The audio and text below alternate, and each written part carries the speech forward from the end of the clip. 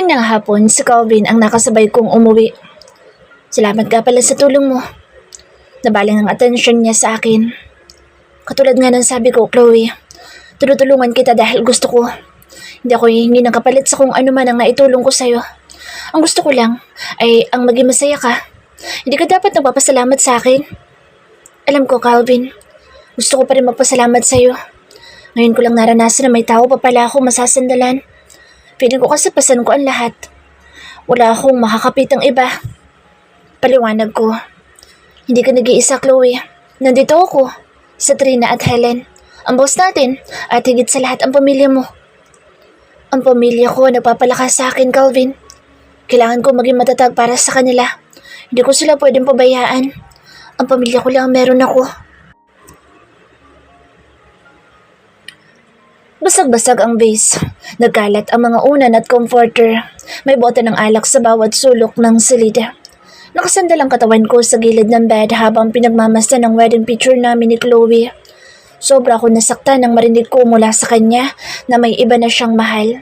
Hindi ako tumigil sa kakahanap sa kanya.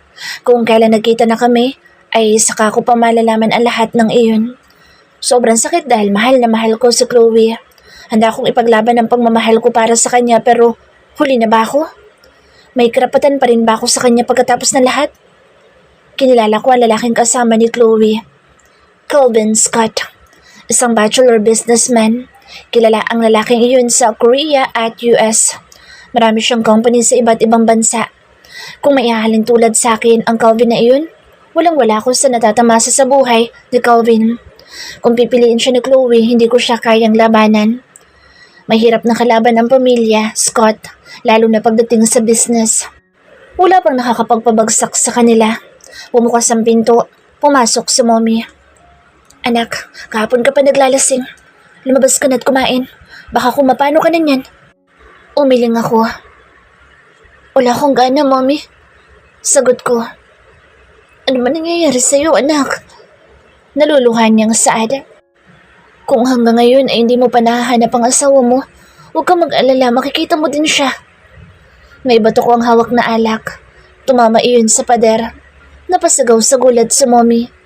Galit na napatayo ako. Nakita ko na siya, Mom. Pero hindi na ako ang mahal niya.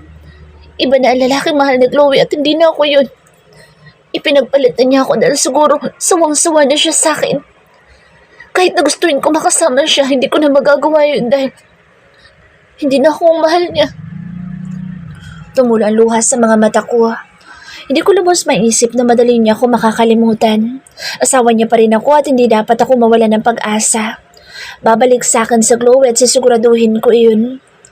Niyakap ako ng mahigpit ni Mommy. Mahal ka niya, Anthony. Nasaktan mo siya, kaya niya nasabi iyon. Bigyan mo pa ng konting oras sa Chloe. Babalik din sa dati ang lahat. I hope so, Mom. Wala kaming relasyon ni Jane. Sa katunayan ngayon umiiwas na ako sa kanya. Alam na rin ng pamilya ko ang pinagdadaanan namin ni Chloe. Iniwan niya ako dahil ang akala niya ikabit ko si Jane at ngayon alam pala niyang buntis na si Jane. Hindi ako ang ama na ipinagbubuntis niya. Ako lang ang naging rason kung bakit siya nabuntis pero hindi ako ang ama. Sinatap ako ni Jane. Inamin niya sa akin na nag-usap sila ni Chloe at gusto niya lumayo na siya sa akin. Yun naman talaga ang bala ko dahil ayoko nakikitang nasasaktan ng asawa ko kaya sa huling pagkakataon ay pumayag ako na mag-usap kami ng masinsinan ni Jane. Yun pala ay alam niyang darating si Chloe sa company at nagawa niya ang masamang balak para maging masama ako sa paningin ng asawa ko. Hindi ko mapapatawad si Jane. Nagsimula ulit siyang mag-attempt na magpakamatay. Nakiusap sa akin si Tito Diego na kung pwede kausapin at samahan ko si Jane para hindi niya saktan ang sarili, pati na rin ang batang nasa sinapupunan niya. Pumayag ako pero sinigurado ko na walang meaning ang lahat ng ginawa ko para kay Jane. Sinasamahan ko siya sa ospital para magpa-check up pero kasama pa rin ang pamilya niya.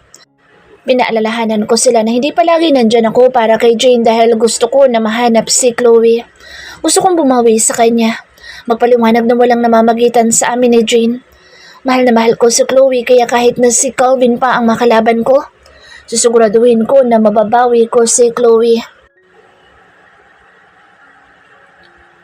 Ano nangyayari dito? Tanong ko kay Helen. Naabutan ko silang busy nang pumasok ako sa cafe. Ang daming tao. May photographer at 2 lalaki na nag-a-assist ang nandito sa cafe. May kausap si Ma'am Samantha at Sir Zoren. Si Calvin ay inaayos ang suot. Naguguluhan ako sa paligid ko kaya nagtanong ako kay Helen. May shooting ba? O ano? Muli kong saad. Natawa ng bahagya si Helen. Oo nga pala, absent ka na 1 linggo kaya hindi mo alam kung ano nangyari dito. Napag-usapan namin nila Ma'am Samantha na may kukunin siya isang staff dito sa cafe para i-represent ang cafe. Nasimulan na kahapon yung photoshoot ng boss natin at si Calvin ang napili namin para isa sa maging model. Palunganag niya. Ganun ba? Tanging nasabi ko. Tama siya, absent ako na 1 linggo dahil nagkasakit si nanay. Hindi pwedeng si Karen na mag-alaga kay nanay eh. May pasok siya, kaya ako ang nakasama ni nanay sa bahay. Kaya pala nakabihis si Calvin. Nagsimula ng photoshoot. Lahat kaming staff ng cafe ay pinapanood si Calvin. Ilang kuha lang kay Calvin ay sinabihan na siya na magpalit ng suot. Walang reklamong sumunod si Calvin sa lahat ng sinasabi sa kanya. Mukha naman siyang enjoy sa mga nangyayari. Matapos ang photoshoot ay nilapitan ako ni Calvin. Hindi mawala ang ngiti sa kanyang mga labi. Ang saya mo ata. Puna ko. Natawa siya at inakbayan ako. Ang tagal mong nawala kaya na-miss kita. Sus, tigilan mo ako . Iniwan ko siya. Inayos ko ang table. Kinuha naman ni Calvin ang mga plato at iba pa. Umalis siya sandali at binalikan ako. Sabay kami nagpunta ng staff room. Naabutan namin ang 2 na busy sa phone. Nang makita kami ng 2 ay lumapit kaagad sa akin si Helen. Kilala niyo ba ang lalaking ito? Napailing ako. Natigilan ang katabi ko. Napanguso si Helen. Curious talaga ako sa lalaking ito. Wala nakakaalam kung ano itsura niya. Masyadong pa-mysterious. Kahit saan ko itype ang pangalan niya, walang picture. Nag-alangan ng tawa si Calvin. Isipin mo na lang nakakamukha ko siya. Umiling si Helen at natawa. Ikaw talaga? Baka nga mas gwapo pa sa'yo yung lalaking ito eh. Huwag ako, Calvin. Oh, awat na, baka mag-away kayo. Sita ni Trina. Kumain na lang kami ng lunch habang dumadaldal si Helen. Napatigil ako sa pagsubo ng may maamoy ako. Naamoy niyo ba yun? Tanong ko. Ha? Sabay nilang sabi. Inamoy-amoy nila ang sarili. Hindi ko yun . Agad na sabi ng 2 babae. Napatingin sila kay Calvin na walang pakaalam. Napaangat siya ng tingin at nagtatanong ang tingin. What? He said. Tumayo ako at inalam ko saan galing ang kakaibang amoy na iyon. Nagpunta ako sa kabilang room kung nasaan ang pastry room. Binuksan ko ang pinto at nagulat ako. Nagsisimula ng kumalat ang sunog sa buong room. Napasigaw si Trina at Helen. Hindi ako makagalaw sa kinatatayuan. Hindi ko rin napansin na sumunod sila sa akin. Tumakbo si Helen para tawagin si Ma'am Sam. Nagmadaling kinuha ni Calvin ang fire extinguisher. Naagapan naman niya pero may ilan pa rin ang nasusunog. Maya-maya lang ay may sumabog. Calvin! Sagaw ko sa pangalan niya. Napaupo na pala ako sa sahig dahil sa lakas. Pumasok ako sa loob at hinanap si Calvin. Nakahiga siya at agad kong tinulungan. Inalalayan ko siya hanggang sa makaalis kami doon. Naabutan namin ang ilan sa mga kasamahan namin na nasa labas. Nasusunog din ang kitchen. Mabuti na lang ay walang masamang nangyari sa amin. Agad na rumisponde ang bombero. Tinulungan nila kami. Ginamot ni Ma'am Sam ang sugat ni Calvin. Pinanood namin ang cafe na nasusunog. Napansin ko si Ma'am na tahimik na umiiyak. Alam ko sobrang mahalaga sa kanya ang cafe at ngayon nasusunog na ito. Nilapitan ko si Ma'am Samantha at niyakap siya. Mabuti na lang at hindi lumala ang sunog. Dumating din si Sir Zoren at niyakap na mahigpit si Ma'am. Kinamusta niya ang asawa pati na rin kami. Dahil sa nangyari, close ang cafe. Kinabukasan ay pinapunta kami ni Ma'am Samantha sa bahay nila at kinausap kami. Humingi siya na 1 buwan para mapaayos ang cafe. Nalaman din namin ang dahilan ng sunog. May 2 lalaki ang nagpunta sa pastry room at nagsaboy ng gas sa buong paligid. May LPG gas sa pastry room kaya sumabog. Sa kitchen naman ay umalis sa mga chef para makausap si Ma'am Samantha. Kaya nagkaroon sila ng oras para magpasimula ng sunog. 1 buwan akong bakante at hindi ko alam kung saan ako kukuha ng gagastusin namin ng pamilya ko. Pagkatapos ng meeting ay umalis na kami sa bahay nila Ma'am Samantha. Paano ba yan? Kita-kita na lang tayo after 1 month. Saad ni Trina. Yumakap siya isa-isa sa amin. Mag-iingat kayo. Tawagin niyo ako kapag na-miss niyo ako ha. Ngumiti kami sa kanya. Nagpaalam na siya na aalis na. Kami na lang ni Calvin ang naiwan. Mag-a-apply ka ba sa iba? Tanong niya. Umiling ako. Hindi ko aalis sa cafe. Hihintayin kong bumalik sa ayos ang cafe. Sa ngayon, mag-extra-extra muna siguro ako. Para habang naghihintay ako ay magkapera naman kami. Sagot ko. Hindi ako magtatrabaho sa iba. Marami nang naitulong sa amin si Ma'am Samantha lalo na sa akin. Ibinalita ko kay nanay ang nangyari. Naintindihan niya ang lahat. Nagplano kami kung paano ko kikita ng pera habang wala akong trabaho. Anak, tawag sa akin ni nanay. Lumingon ako sa kanya at ngumiti. Ito nga pala yung listahan ng umorder sa atin. Ibinigay niya ang papel. Ang dami nag-order, Nay. Tuwan-tuwa ko sa ad. Nagsimula kami ng maliit na business dyan sa labas ng bahay. Mga lutong ulam. May nakilala kaming kapitbahay na nagtatrabaho sa sikat na company. Ang sabi pa nga niya, pwede ako mag-apply sa company nila pero tumanggi ako. Lagi siyang bumibili ng ulam sa amin at nagsuggest siya na kung pwede ay yung mga pang-merienda naman ang iluto namin at ilako sa company. Natuwa ako sa idea niya at eto na nga. Isang buwan na ako nagbebenta ng luto namin ni nanay sa City and Group of Companies. Kilala na rin ako ng mga empleyado doon. Kahit na may iba na akong pinagkakabalahan, ay nakakausap ko at nakikita pa mga dati kong kasamahan sa cafe.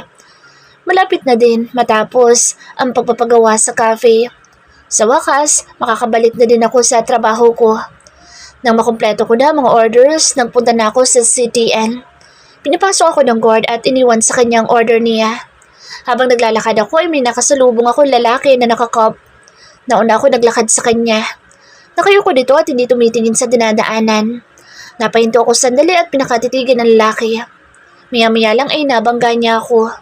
Sabay kami bumagsak. Agad kong hinawakan ang siko ko na siyang ginamit ko para hindi ako tuluyang mapahiga. Sobrang sakit. Tiningnan ko ang lalaki.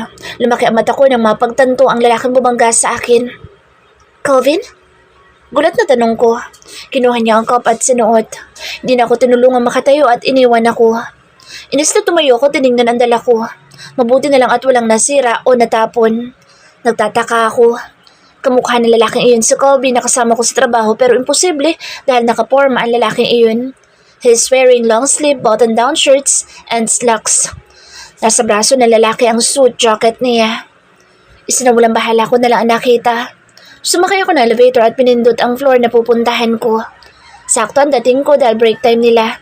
Pinagkaguluhan ako ng mga empleyado. Naubos lahat ng dala ko. Hindi ko maipaliwanag ang pakiramdam kung bakit hindi ko maialis ang tingin sa pinto na malapit lang sa akin. Anong meron dun? Tanong ko.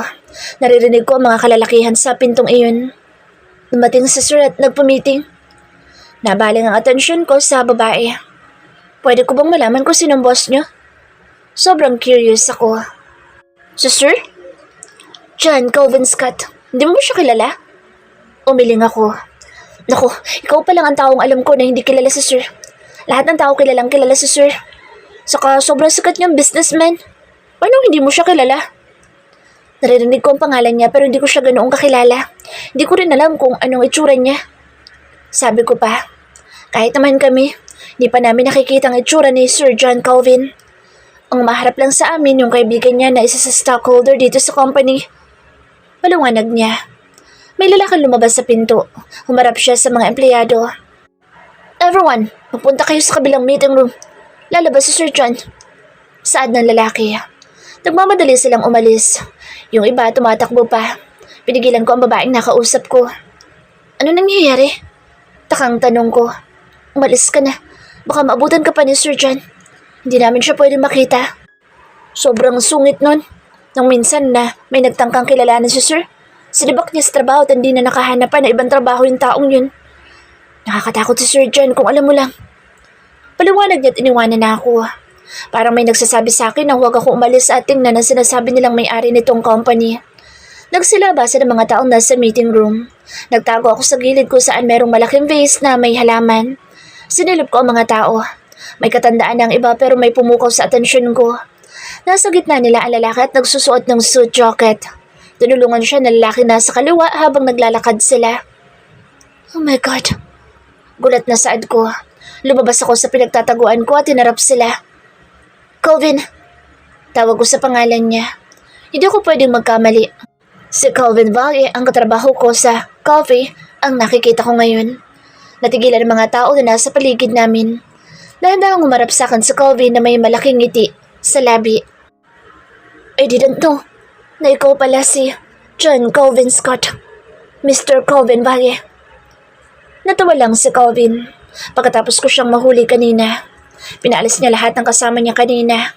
Hindi lang niya ako papunta dito sa office of the CEO. Prente itong naupo sa swivel chair niya. Wala akong idea na ang kilalang John Calvin Scott ay isa sa mga kasamahan ko sa trabaho. Iba ang gamit nitong pangalan. I'm sorry Chloe kung hindi ko nasabi sa'yo. Sensor niyang sabi. Bakit mo tinago sa akin? Sa amin, ang totoo mong pagkatao. Naguguluhan kong tanong. Hindi lang naman ako may malaking sekreto, Chloe. Depensa niya. Anong ibig mo sabihin? Huminga siya ng malalim. Si Helen at Trina, pareho silang galing sa kilalang pamilya. Pag-amin niya, para akong tinakasa ng hininga sa narinig. You mean, pati rin sila katulad mo? Na sinungalin? Ang pagkamanghang reaksyon ni Calvin ay napalitan ng pagkaseryoso. Hindi namin sinasadya na magsinungaling, Chloe. Pare-pareho lang tayo na may tinatakas ang problema. Ikaw, ayaw mo mapakita sa asawa mo. Ganun din kami, Chloe. Sa pagpalit ng pangalan namin, naitatago namin kung sino talaga kami. Paliwanag niya. Pansin ko nga na hindi sila sanay sa hirap ng trabaho sa cafe. Kuminsan ay nagkakamali din. Kulang na lang naisipin ko na napipilitan lang silang magtrabaho sa cafe. Halata sa itsura nila na hindi sila sanay sa hirap. Naiintindihan ko, Calvin, pero sana sinabi niyo sa akin para hindi ako magulat. Dagdag ko pa. Naalala ko bigla ang unang pagkikita namin ni Anthony. Proud na sinabi ni Calvin ang totoong pangalan niya kay Anthony. Akala ko ipananakot niya lang iyon kay Anthony. Yun pala, ay all this time ay siya ang sikat at kilalang John Calvin Scott. I'm so sorry. Sabay kaming napatingin na biglang bumukas ang pinto. Pumasok ang secretary niya. Napatingin sa akin ng babae at ibinalik din ang atensyon sa boss niya. Sir, Mr. Melendez is here. He wants to talk to you, she said. Let him in, he said in serious tone. Tahimik lang ako. Mr. Melendez, kaapelyido ng asawa ko. Hindi kaya. Maya-maya lang ay malakas na bumukas ang pinto. Nagulat ako nang si Anthony ang iniluwan ng pinto. Dali-dali siya lumapit sa akin at niyakap ako. Nagulat ako sa ginawa niya. Lumayo din ako nang may ma-realize ako. Anong ginagawa mo dito? Itinago ko ni Anthony sa likuran niya. Babawiin ko sa iyong asawa ko. Diin niyang saad at walang pakundangan niyang hinarap si Calvin. Pilit ko tinatanggal ang kamay niya sa akin. Nang magawa ko, agad ako lumayo sa kanya. Sino ka? Para sabihin sa akin yan, Anthony. Hindi pa ba malinaw sa'yo na ayoko na? Umiling sa Anthony. Puno ng pagmamakaawa siyang tumitig sa akin. Please, Chloe. Bumalik ka na sa akin. Pagmamakaawa niya. Hindi mo ako maintindihan, Anthony. Hindi tama na magsama pa tayo lalo na ngayon na may anak na kayo na Jane. Please lang. Tigilan mo na ako. Nahihirapan ko sa ada. Lumapit sa akin si Calvin at tinapit ako palapit sa kanya. Nagulat ako sa ginawa niya pero hindi ko lang pinansin. Nakatuon ang isip ko sa asawa ko. Mas lalong kumunot ang noo ni Anthony at galit na galit ito. Akmang lalapit siya sa amin nang iharang ko ang sarili kay Calvin. Alam ko magsusuntukan silang dalawa. Ayoko magkagulo dito sa company ni Calvin.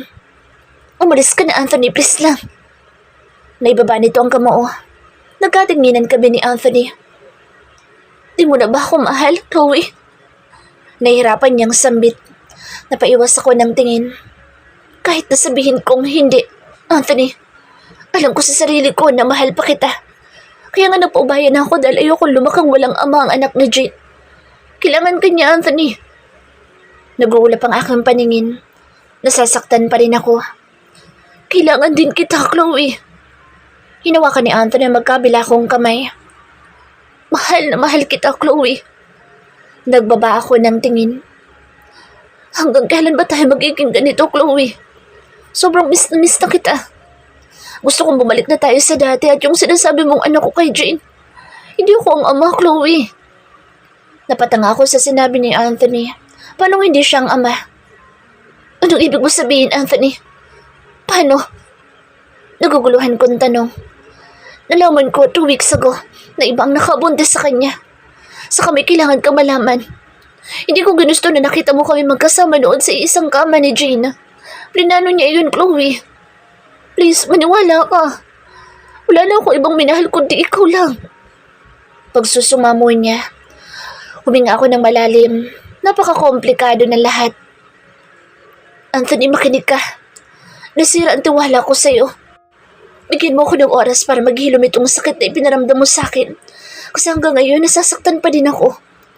Kung hindi totoo na ikaw ang ama na ipinagbubuntis ni Jane, hindi good. Pero kung ipagpipilitan mo na magsama tayo ulit, napaka-imposible na, Anthony. Kung tayo pa rin talaga sa huli, kakalimutan ko lahat. Mamahalin kita ulit katulad ng noon, pero sa ngayon, mahalin muna natin ang mga sarili natin. Masyado nang naging magulo ang buhay natin. Kung mahihintay mo pa ako, pangako ko sa'yo na ikaw lang ang lalaking mamahalin ko. Makikipagbalikan ako sa'yo habang nandyan pa ako sa puso mo. Dagdag ko pa. Hindi ko kaya, Chloe. Ilang beses ko nakitang nagmamakaawa sa akin sa Anthony. Umiiyak siya na rason na patunay na talagang mahal niya ako. Hinaplos ko ang pisngi niya. Please, Anthony. Ipamahal mo ko. Bigyan mo ko ng pagkakataon na maghilom ang sugat sa puso ko. Kung pipilitin natin, pareho lang tayong masasaktan. Hindi tayo magiging masaya. Sana maintindihan ni Anthony ang pinanggagalingan ko. Kung yan ang gusto mo, sige. Pero lagi mo tatandaan na nandito lang ako. Hindi magbabago ang pagmamahal ko para sa'yo. Tumangutang mo ako. Pinahid niya ang luha sa pisngi ko. Sa uling pagkakataon, ninalikan ko siya na malugod naman niyang tinanggap. Yumakap siya sa akin. Yung sobrang higpit. Ngumiti si Anthony pero halata naman na pilit. I love you, Chloe. Huling sabi nito sa akin. Sinamahan si Anthony ng secretary ni Calvin palabas ng company. Nang hihinang napaupo ako. Inabot sa akin ni Calvin ang panyo. Ngumiti ako sa kanya, tinanggap ang hawak. Pinahid ko ang luha. Kahit papaano'y nabawasan ang sakit. May mga tao talaga na gagawin na lahat para makasira lang ng relasyon. Nang dahil sa nangyari sa amin, nagawa kong mawalan ng tiwala sa asawa ko. Hindi ko naisip na nasasaktan din siya. Pareho kaming biktima ng kabaliwan ni Jane kay Anthony. Naniniwala ako na mahal ako ng asawa ko at ganoon din ako sa kanya. Sana lang pagdating ng araw na magkikita kaming muli, katulad nung una namin pagkikita. Yung bumibilis ang tibok ng puso ko, na parang siya lang ang lalaki sa paligid ko. Lahat ng atensyon ko ay nasa kanya lang. Tumayo na ako at kinalma ang sarili. Tama lang ito. Di dapat ako nagpapadalos-dalos. Lahat dapat pinag-iisipan ng maayos. Okay ka na ba? Tumango ako. Salamat, Calvin. Ngumiti siya. Lunch? I nodded. Libre mo ah. Natawa si Calvin. Bakit ako? Dapat ikaw. Anya. Pinalo ko siya sa braso. Ikaw itong mas mayaman sa akin kaya ikaw dapat naman libre. Muli siyang napatawa. Sige na nga, baka umiyak ka na naman. Sumimangot ako. Mabuti na lang at nakilala ko si Calvin. Para sa akin, para ko na rin siyang kapatid. Hindi ko iniisip na higit sa pagkakaibigan ng meron kami. Kasi sa Anthony lang ang lalaki mamahalin ko. Masaya kaming kumain ng lunch. After 1 week, tinawagan kami ni Ma'am Samantha na pwede na ulit kami bumalik sa cafe. Kinausap ko si nanay na siya na lang ang magpatuloy ng sinimula namin. Chloe! Sabay na sabi ng dalawa. Yumakap sa akin sa Trina at Helen. Nasa likuran ko si Colby na pinagmamasdan lang kami. Nakakabagot sa bahay. Mabuti na lang at tapos na ulit ang cafe. Saad ni Helen. Correct ka dyan, Helen. Sabi ni Trina. Masaya kami nag-serve sa mga customer. Pagdating ng tanghali, nagpaalam sa amin si Ma'am Samantha na may kailangan lang siyang puntahan. Nagmamadali si Ma'am Samantha. Nagkatinginan kami mga staff. May nangyari ba? Hindi kasama ni Ma'am Samantha si Sir Zoren ngayon. Hindi na namin tananong dahil baka masabihan kaming pakialamera. Nag-focus na lang kami sa trabaho. Pagdating ng hapon ay bumalik si Ma'am Samantha na wala sa sarili. Nakita namin siyang pumasok sa office. Nag-aalala kami sa kanya dahil umiiyak siya nang dumating. Umalis ng ilang staff at chef. Kami na lang ni Calvin, Helen at Rina ang natira. Hinihintay namin lumabas si Ma'am Samantha. Kumatok ako ng 3 beses. Pinagbuksan kami ng pinto ni Ma'am. Ma'am, uwi na po tayo. Magalang ko sabi. Tumungo siya. Nakikita ko na galing siya sa pag-iyak. Sige, mauna na kayo. Ako na bahala dito. Anya. Hinintay namin sa labas si Ma'am Samantha. Dumating si Sir Zoren na magulo ang buhok. Hindi nakaligtas sa mga mata ko na may lipstick siya sa leeg. Di kaya may babae si Sir? Kaya ba umiiyak kanina nang dumating si Ma'am Samantha? Oh my God. Ano ba nangyayari sa mundo? Ang dami nangyari sa cafe. Una, nalaman namin ni Ma'am Samantha na may babae si Sir Zoren. Kalaunan din ay pinatawad ni Ma'am Samantha si Sir. Naulit-ulit ang paluloko nila kay Ma'am Samantha kaya ngayon ay di namin alam kung ano ba estado ng relasyon nila. Bihira na lang din kung pumasok si Ma'am at naiintindihan ko namin na mga kasamahan ko sa trabaho kung ano ang dinaramdam ni Ma'am Samantha. Sa ngayon hindi pumasok si Ma'am. Nagpapakabisi na lang kami sa cafe habang wala ang mga boss namin. Ang pinagkakatiwalaan ni Ma'am Samantha na nasa maayos ang lagay ng coffee ay si Calvin. Hindi niya pinabayaan ang coffee. Nagbibigay din siya ng update kay Ma'am. Hindi ko lubos maisip na magagawa ni Zoren na saktan si Samantha. Noong una ko silang makita at makilala ay sobrang mahal nilang isa't isa. Magkaibigan nga talaga si Zoren at Anthony. Ginagawa namin bis ang buong araw namin hanggang sa kinabukasan ay kasama ni Sir Zoren si Becca na best friend ni Ma'am Samantha, ang naging babae niya. Gusto ni Becca na siya maging boss namin. Walang nagawa si Sir Zoren kundi ang pagbigyan ng gusto ni Becca. Tinanong namin si Sir Zoren kung nasaan si Ma'am Samantha. Ang sagot lang niya sa amin ay hindi niya alam. Hiwalay na sila ng asawa niya. Lunch break, nagpunta ako ng staff room. Naabutan ko doon si Trina na inaalo si Helen. Lumapit ako sa kanila at nagtanong, "Bakit ka umiiyak?" Humarap sa akin si Trina. Nakasagutan niya si Ma'am Becca. Sabi ni Helen na maganda ang pakikitungo sa amin ni Ma'am Samantha. Hindi katulad niya na sobrang sama ng ugali. Kaya ayun, nainis sa kanya si Ma'am Becca at binuhusan siya ng mainit na kape. Paliwanag ni Trina. Kaya pala may kape ang suot yung uniform. Pinagpalit na namin ng uniform sa Helen at pinauwi na muna. Hinanap siya ni Becca at ang sagot lang namin sa kanya ay masama ang pakiramdam ni Helen kaya pinauwi namin siya. Habang lumilipas ang panahon, sa 4 na taon, unti-unting umaalis sa mga empleyado dito sa cafe. Kaming 4 na staff na lang ang natira. Nag-hire si Calvin na isang chef at isang baker. Tulong-tulong kami para muling bumangon ng cafe. Sa kasamaang palad, hindi na namin naibalik sa dati ang sigla ng cafe. Iilan na lang din ang kumakain dito sa cafe. Bihira na lang din kung pumunta dito si Sir Zoren at si Becca naman. Hindi na namin alam kung ano na nangyari sa babaeng iyon. Mabuti na lang at wala na siya dito. Wala nang ibang ginawa si Becca kundi ang pahirapan ng mga empleyado dito kaya siguro sila nagsisi-alisan. Pasalampak na naupo si Helen sa upuan habang kami naman ay ganoon din. Nakakamiss si Ma'am Samantha. Anya, tama ka. Sang-ayon namin. Babalik pa ba si Ma'am Samantha? Napatingin kami kay Calvin. Wala na akong contact sa kanya magmula na umalis siya. Nawalan kami ng pag-asa. Ang dating masaya at magulong cafe na maraming customer ay nawala na lang bigla. Gusto naming sisihin si Sir Zoren sa lahat pero para saan pa? Hindi namin hawak ang buhay nila. Kung anong gusto nilang gawin sa mga buhay nila, wala kami magagawa. Mga staff lang naman kami. Nakakapanghinayang lang na kaming 4 ang nakasaksi sa wagas na pagmamahalan nila ni Ma'am Samantha at Sir Zoren. Sa huli maghihiwalay din. Kawawa si Ma'am. 2 tao ang nagtaksil sa kanya. Naiintindihan ko ang sakit na nararanasan ni Ma'am Samantha dahil napagdaanan ko na rin iyon. Pareho kaming kumuwala sa mga asawa namin. Patuloy pa din kaming pumapasok sa cafe. Ang pinagtataka lang namin ay bakit hindi pa pinapasara ni Sir Zoren ang cafe ngayong wala na si Ma'am Samantha. Ang alam namin regalo niya ito sa asawa niya. Pagkasara ni Calvin ng cafe, naglakad-lakad muna kami. Tingin niyo ba? Hinihintay ni Sir Zoren na mag-resign tayo?